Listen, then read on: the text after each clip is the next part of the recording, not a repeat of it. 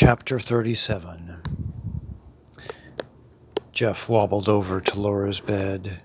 He stood unsteadily above her. He touched her arm. It was cool. He shivered again, wishing the staff would turn down the air conditioning. Her skin appeared pale.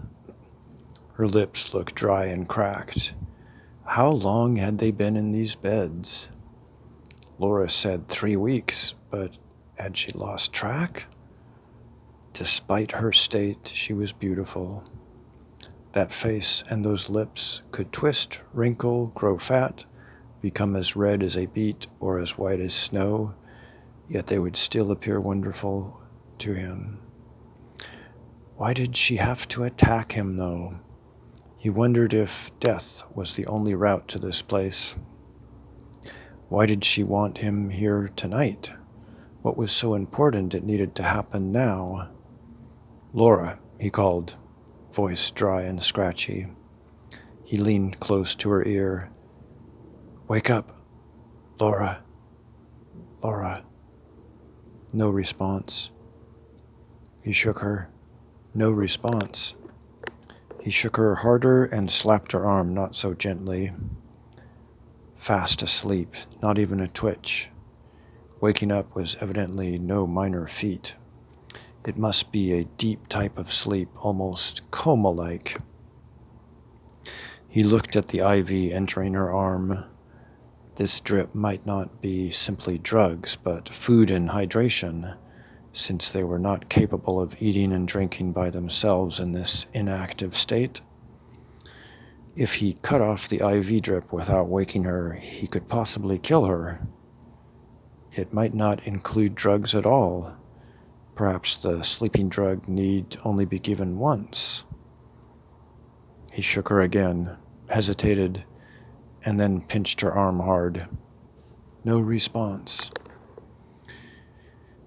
He went to the room's single window and peered out. Lamps revealed several cars in a large parking lot surrounded by barbed wire fence. On one section of the fence was a gate to an outside road. It was closed. Beside it was a guardhouse. Further out, blacker hills and trees cut into the dark blue of the night. They were someplace in the wilderness, but still near enough to a city for its lights to brighten the sky. He pressed his face against the glass window and looked up and down. This hospital appeared to be 2 stories tall, and they were on the 2nd story. His legs quaked, and he dropped into the chair beside the window. Holding his head in his hands, he felt incredibly thirsty. After a short rest, he went to the adjoining bathroom, saw a paper cup wrapped in cellophane, wrestled with the cellophane, but couldn't rip it to get the darn cup out. Technological advances could be too good at times. He decided to just sip from the faucet. As the water caressed his lips, he felt how brittle and unworkable they had become. He greedily swallowed the sweet liquid as well as he could. Really, he hated hospitals. His daughter died in one. Radiation treatment and chemotherapy hadn't been enough to save her. They merely broke down little Bianca's body, made her feel sick, made her death more acceptable to the fragile girl. He remembered the night she died. It was 2 months and 3 days before her 8th birthday. She said good night to him in an unnerving, resigned manner. Her voice was weak but determined. She wanted him to know that she loved him and her mother more than anything. She asked to be held for a while, all the while looking lost. It scared him desperately. He didn't want her to give up. He couldn't leave her that night, despite his wife wanting him home, resenting him, spending every free moment with their daughter. Cherie thought that this was an overindulgence and unhealthy for Jeff and their daughter. Yes, Jeff had lost 20 pounds and had not slept a full night for months, but he didn't care. So he stayed in the chair beside Bianca's bed that night, like so many other nights, but he couldn't save her. She wanted to die, needed an end to the pain.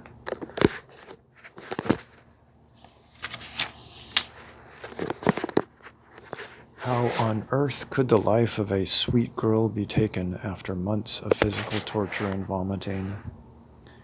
Who allowed such terrible things to occur? She had barely begun life. Before the cancer, she was so vital and strong. He used to play volleyball with her at the beach, practice drills and shots. She had just made the team when she turned 7, and he never missed one of her games during her short season of play. What was life for if it allowed death to steal young angels? This had made him want to end his own life, as though in commiseration with his daughter. Jeff turned off the water faucet and walked back to Laura's bed. Anyways, this hospital probably held no ordinary patients. It most likely catered to only research subjects. Didn't Laura say it started as cancer research, but then changed? His head wasn't exactly clear. For the nature of the current research, he would find out. He suddenly wished he wasn't alone. He wanted her to wake up and aid him. Rubbing his eyes, feeling the throbbing pain in his head, massaging his weak legs, this place felt too real. She was right. They all needed to wake up. Even if he found the way out, he couldn't abandon the others. Comatose in this hospital was no life. He walked to the open door and peeked out. A long, bright hall in both directions. No one in sight. He didn't want to leave her alone in the bed. If she woke, and surely she would soon, he should be around. Besides, he didn't have the strength to fight off guards or run just yet. He picked up her hand and held it in his. Before he knew what was happening, tears rolled out his eyes. He shut them. This was too similar to the many nights he had spent with Bianca while she slept, fighting her cancer cells spiraling out of control. Jeff! Hope swelled inside him. He believed for an instant it was Bianca. Somehow his heart allowed him to believe it so. It made him not want to open his eyes and find the dismal truth that Bianca was gone forever. It was probably just Laura, which was actually a good thing because now they could escape. He slowly allowed his eyes to open. But Laura was motionless.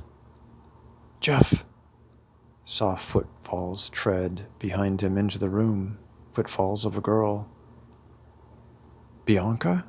He said so tremulously he sounded like a stranger. He turned and saw the blonde girl, Tina. She smiled, and it brought him back to reality. Not Bianca, of course, but it was a friendly face that brought relief, lifting his spirit. He greeted. Hey, you. Her hands reached towards him. He held them, making sure she was real. How did you wake up? Well, I guess Laura helped me. Are the others coming? She paused. I'm not sure. They weren't exactly trusting her. He looked at Laura sleeping. Let's hope she can get through to them.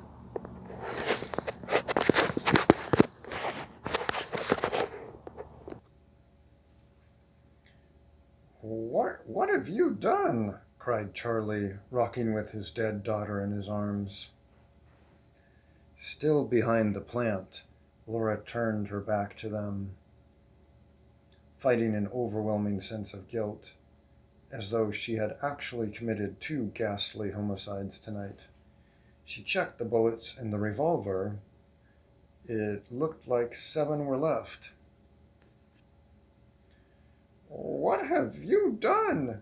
he cried louder. These people really believed in this place. They had been grossly misled by Project X. This was not their fault, however. How could they know any different? It wasn't Laura's fault either, although she felt to blame. Once she had learned Project X was using involuntary subjects, she doubted their mission, discovering no evidence for cancer research. She notified the FBI and volunteered for an inside track within the project that could empower her to free the subjects. Charlie sobbed and moaned. "Show yourself, murderer," yelled Donald. To her left, Crozet appeared to be chewing air as he barked incessantly at Donald. Soft cries escaped Ashley. Laura felt terrible, not simply for what she had done, but for the anguish the others were experiencing. Their feelings were real. She didn't want them to suffer. She wanted to end their pain quickly, expose the lies that hurt them, but she couldn't kill them all with only 7 bullets. She was sure she wasn't that good of a shot, even in a dream, and Donald had skills with the dark globs. She had to stay alive long enough to get them all out. The last bullet had to be for herself. Actually, that wasn't true. She could use the knife on herself and Ashley. She was stronger than the 14-year-old girl and could overpower her, but not the 2 large men. She would have to use the gun on them. She could do this, but she had to get closer to make her shots count. The plant that shielded her blackened, and she scurried behind the chair with Crozet. "You can't hide forever." She picked up a pillow from the chair. Donald didn't fire at her exposed arm. The closet door had turned black, but now it was back to solid wood. The darkness evidently endured only for about a minute. The window was once again in its original state as well, but the potted plant still roiled black. Why hadn't Donald fired more blasts? Didn't he have a limit? She recalled never seeing more than 3 black blobs at a time. Did he need to wait until one of them dissipated before using another? If so, perhaps she could get him to fire 2 more misses, so she could safely charge him. "I'm just trying to get you all to the hospital." "Yeah," Donald said sarcastically. "You'll get us to a hospital, all right." "Jeff and Tina are not harmed. This world isn't real." No one replied. She only heard Charlie's sobs and Ashley's whimpers. "You have to trust me." "The hell we do," Donald shouted. Laura threw the pillow to her right. A dark blob flew at it, enveloping it and taking it to the wall behind her. "That's 2, 1 more." She peeked over the chair, sticking her head up further, then all the way up to her chest. Donald shot one fast, and she ducked just in time to see it fly over and hit another part of the wall. "That's 3. She might be safe now." She stood up and saw the darkness surrounding the potted plant vanish. Oh no, already a minute had passed. She rushed to the open closet as Donald reached into his overcoat and sent another at her, devouring the door. Okay, now 3 are used up. Grazé barked furiously from behind the chair. She ran, gun aimed at Donald, to take out the greatest threat, wanting to get close enough to make sure she didn't miss. 20 feet from him, he reached into his trench coat, slowing her, but instead of taking something out, he kept digging. Maybe he was just trying to trick her to get closer. Maybe not. She was 15 feet from him and ready to fire as he dropped to the floor behind the couch. He did have limits. Charlie still held Tina, appearing not to care what happened to himself anymore. Ashley ran towards the hall, and Laura took a shot at the girl, just missing. 6 bullets left. Laura couldn't allow Ashley to run far. If she did, Laura would have to expend precious time finding her. But the girl went into the hall bathroom and closed the door as Laura expended another shot, hoping to hit the girl through the wood. No cries came from the bathroom. She turned to Charlie. It was best to kill him now before he turned into a threat. She shot him squarely in the head. He dropped, blood squirting around him. 4 bullets left. Strangely, she thought of her favorite painter, Vincent van Gogh. He, although creating monumental works that changed the way people viewed art, was insane. Perhaps after killing 3 people herself, she was edging closer to insanity. She was a good person after all, and even though she knew in her mind that they weren't really dead, it affected her heart, her very soul. She rounded the couch, but Donald wasn't there. He must have moved. Where? Continuing around the couch and chairs, she found no one. She spun around in circles, searching, desperate, not wanting to be taken by surprise now. "Ashley!" she screamed. No answer from the bathroom. Hopefully the girl had been hit by the bullet, but Laura had to make sure. She could not leave Ashley behind. Must not. This girl was important. She had a real life. Laura headed for the bathroom.